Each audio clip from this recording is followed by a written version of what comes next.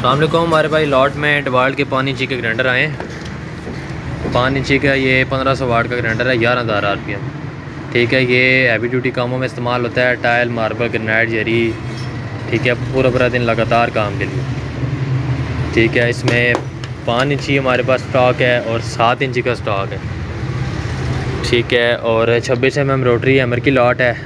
ठीक है, मकीटा के ग्राइंडर हैं, रूबी जी के ग्राइंडर है हमारे पास, मकीटा के रॉड 10 हैं, कटर हैं, मशीनरी है और इस तरह का काफ़ी सारा हमारे पास सामान है।